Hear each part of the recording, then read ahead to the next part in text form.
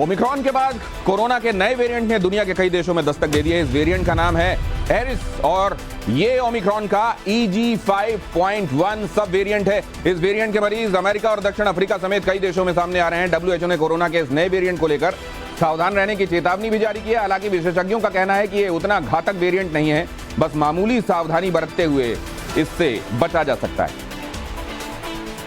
अगर आप भी वर्क फ्रॉम होम करते हैं और सोचते हैं कि बॉस की नजर आप पर नहीं है, तो यह खबर बहुत ध्यान से देखिएगा।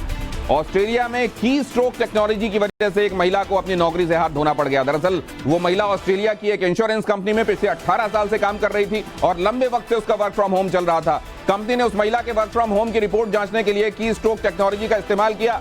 इस टेक्नोलॉजी में कर्मचारी के कंप्यूटर को रिमोट मोड में लिया जाता है और उसके कीबोर्ड की एक्टिविटी को रिकॉर्ड किया जाता है। हर दिन उस कर्मचारी ने कितनी बार अपने कीबोर्ड का बटन टच किया और कौन कौन से बटन दबाए, ये सब रिकॉर्ड होता है। इंश्योरेंस कंपनी ने की स्ट्रोक टेक्नोलॉजी में पाया कि उस महिला ने कई दिन से अपने कंप्यूटर पर काम ही नहीं किया और खुद को ऑफिस में हाजिर दिखाया और बाकी के दिनों में जो काम किया गया वो बहुत कम काम था। इसी आधार पर कंपनी ने उस महिला को नौकरी से निकाल दिया।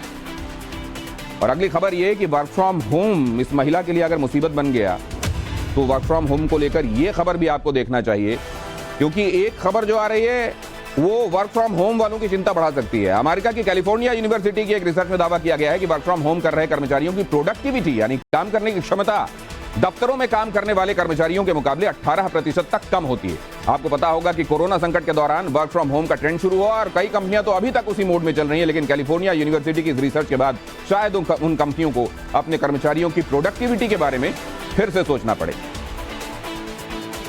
शेयर बाजार आज लाल निशान पर बंद हुआ। रिपोर्ट। कारोबारी हफ्ते के आखिरी दिन शेयर बाजार गिरावट के साथ बंद हुआ। सेंसेक्स 364 अंक गिरकर 65,322 पर बंद हुआ, जबकि निफ्टी भी 114 अंकों की गिरावट के साथ 19,500 के नीचे बंद हुआ।